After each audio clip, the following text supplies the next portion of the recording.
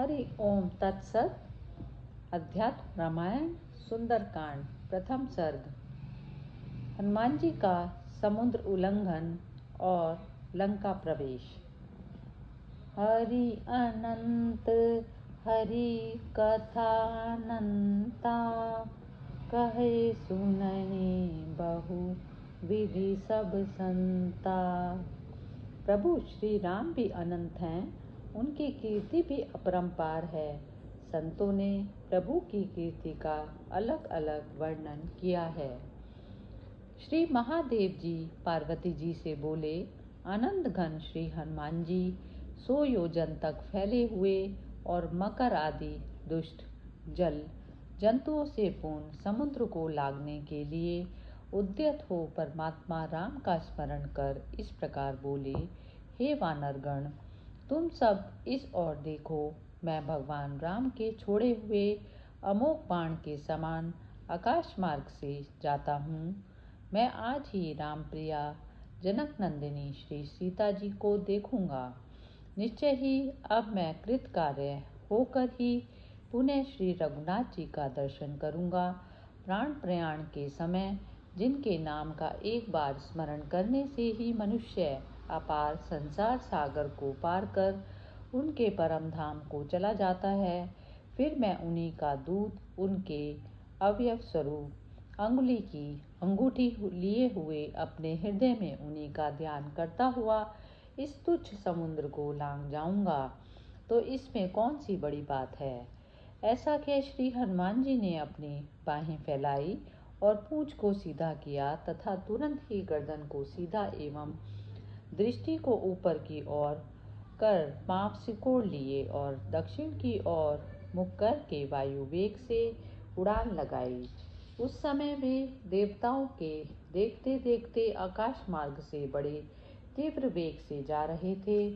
पवन पुत्र हनुमान जी को इस प्रकार वायु वेग से जाते देख देवताओं ने उनकी सामर्थ्य की परीक्षा लेने के लिए आपस में इस प्रकार कहा, यह महाशक्तिशाली वानर वायु के समान तीव्र वेग से जा रहा है, किंतु पता नहीं यह लंका में घुस सकेगा या नहीं।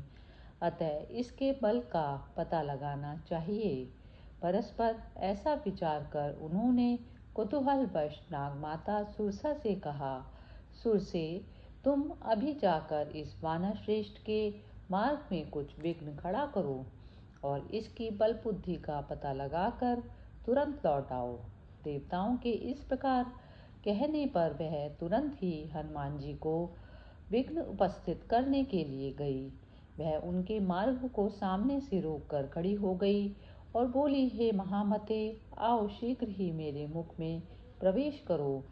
मैं भूख से अत्यंत व्याकुल थी, अतः देवताओं ने तुम्हें मेरा भक्ष्य बनाया है।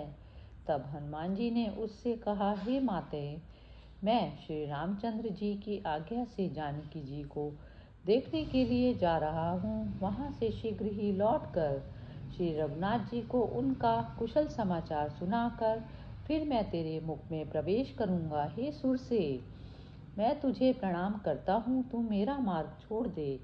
इस पर सुरसा ने फिर कहा, मुझे बड़ी भूख लगी है, अतः एक बार मेरे मुख में प्रवेश करके फिर चले जाना, नहीं तो मैं तुम्हें खा जाऊंगी। तब हनुमान जी ने कहा, अच्छा तो शीघ्र ही अपना मुख खोल, मैं अभी तेरे मुख में घुसकर तुरंत ही लंका को चला जाऊंगा। ऐसा कह हनुमान जी अपना शरीर 1 योजन लंबा चौड़ा बनाकर सामने खड़े हो गए।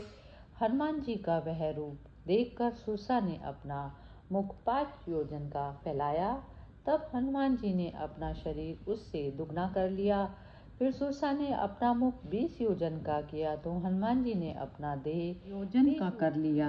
इस पर जब सुरसा ने अपना मुख 50 योजन का फैलाया तो हनुमान जी अंगूठे के छोटे से आकार के हो गए और चट उसके मुख में जाकर निकल आए और तब उसके सामने खड़े होकर बोले, हे देवी, मैं तुम्हारे मुख में जाकर फिर निकल आया हूँ, अब तुम्हें नमस्कार है। हनुमान जी को इस प्रकार कहते देख सुरसा बोली, हे बुद्धिमानों में श्रेष्ठ, जाओ श्री हनुमान जी का कार्य सिद्ध करो। हे वानर, देवता लोग तुम्हारा बल जानना चाहते थे, अतः उन्होंने मुझे तुम्हारे पास भेजा था। मुझे निश्चय है कि तुम सीता जी को देखकर फिर शीघ्र ही श्री रघुनाथ जी से मिलोगे। अब तुम जाओ। ऐसा कहकर सुरसा देवलोक को चली गई और श्री हनुमान जी फिर आकाश मार्ग से पक्षीराज गरुड़ के समान चलने लगे। इसी समय समुद्र ने भी सुवर्ण और मणियों से युक्त मैनाक पर्वत से कहा, देखो ये महाशक्तिशाली पवन पुत्र हनुमान जी राम कार्य के लिए जा रहे हैं, तुम उनकी सहायता करो। पूर्व काल में मुझे सगर पुत्रों ने बताया था, इसी से मैं सागर कहलाता हूँ। ये दशरथ नंदन भगवान राम उन्हीं के वंश में प्रकट हुए हैं और ये कपिराज उन्हीं का कार्य सिद्ध करने के लिए जा रहे हैं। तुम तुरंत ही जल से ऊपर उठ जाओ, जिससे ये तुम्हारे ऊपर कुछ देर विश्राम कर जाएं। तब मैनाक पर्वत बहुत अच्छा कह तुरंत अपने अनेक मणिमय शिखरों से पानी से ऊपर बहुत ऊंचा निकल आया और उन श्रृंगों के ऊपर मनुष्याकार से स्थित होकर उसने जाते हुए हनुमान जी से कहा, हे महाकपि, मैं मैनाक हूँ। हे मारुति, समुद्र ने मुझे तुम्हें विश्राम देने के लिए आज्ञा दी है। आओ, मेरे ये अमृत तुल्य पके फलों को खाकर कुछ देर यहाँ विश्राम करके फिर आनंदपूर्वक चले जाना। मैनाक के इस प्रकार कहने पर पवनसुत हनुमान जी बोले, राम कार्य के लिए जाते हुए मैं भोजन आदि कैसे कर सकता हूँ, और मुझे जल्दी ही जाना है, अतः विश्राम का समय भी कहाँ है। ऐसा कह कपि श्रेष्ठ हनुमान जी मैनाक का मान रखने के लिए उसके शिखर को केवल अंगुली से छूकर आगे चल दिए। वे कुछ ही आगे बढ़े थे कि उनकी छाया को एक छायाग्रह ने पकड़ लिया। वह सिंगिका नाम की एक घोर राक्षसी थी, जो सदा जल में रहकर आकाश में जाते हुए जीवों की छाया पकड़कर उन्हें खींच लेती थी और खा जाया करती थी। उससे पकड़े जाने पर महापराक्रमी श्री हनुमान जी सोचने लगे, यह ऐसा कौन सा विघ्न कारक है जिसने मेरा वेग रोक कर लिया। दिखाई तो यहाँ कुछ नहीं देता, इससे मुझे बड़ा आश्चर्य हो रहा है। ऐसे सोचते सोचते उन्होंने अपनी दृष्टि नीचे की ओर की तो उन्हें वहाँ बड़ा विकराल रूप और स्थूल शरीर वाली सिंगिका राक्षसी दिखाई दी। उसे देखते ही वे तुरंत जल में कूद पड़े और बड़े क्रोध से उसे लातों से ही मार डाला। इसके पश्चात हनुमान जी फिर उछलकर दक्षिण की ओर चलने लगे और समुद्र के दक्षिण तट पर पहुंच गए, जहां नाना प्रकार के फल वाले वृक्ष लगे हुए थे और जो तरह तरह के पक्षियों और मृगों से पूर्ण तथा विविध भांति की पुष्पलताओं से आवृत था। वहां पहुंचकर उन्होंने त्रिकूट पर्वत के शिखर पर बसी हुई लंकापुरी देखी, जो सब ओर से अनेकों परकोटों और खाइयों से घिरी हुई थी। उसे देखकर वे सोचने लगे कि मुझे किस प्रकार इस नगर में जाना चाहिए। फिर निश्चय किया कि मैं रात्रि के समय सूक्ष्म शरीर धारण कर इस रावण प्रति पालित लंकापुरी में प्रवेश करूंगा। यह विचार कर वे वहीं ठहर गए और फिर लंका की ओर चल पड़े।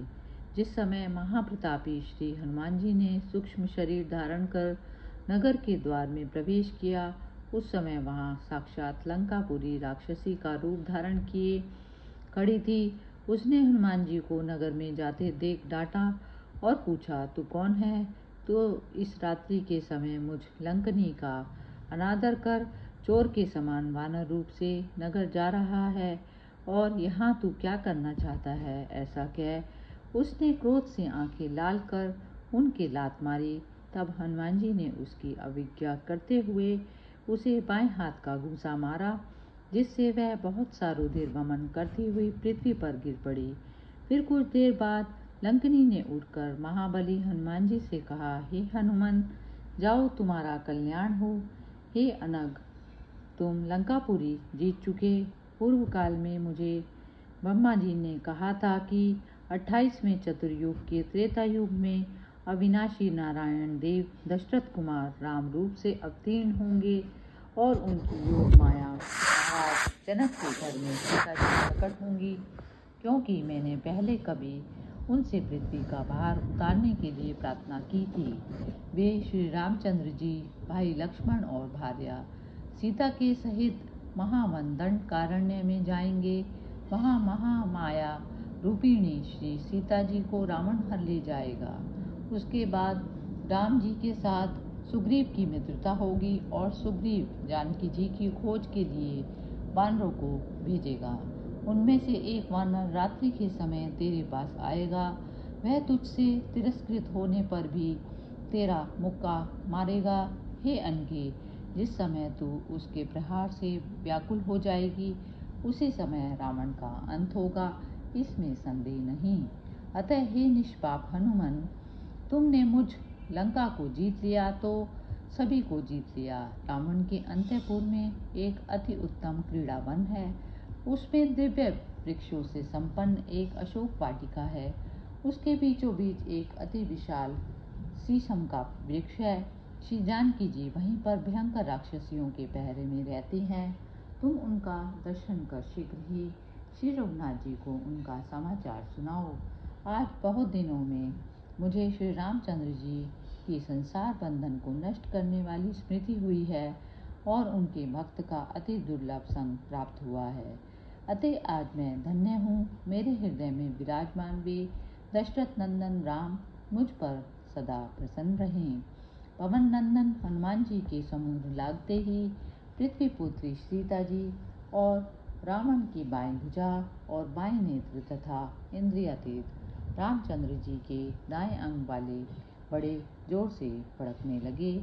इति श्रीमद् अध्यात्म रामायणे उमा महेश्वर संवादे सुंदरकांडे प्रथम सर्ग समाप्त। हरि ओम तत्सत।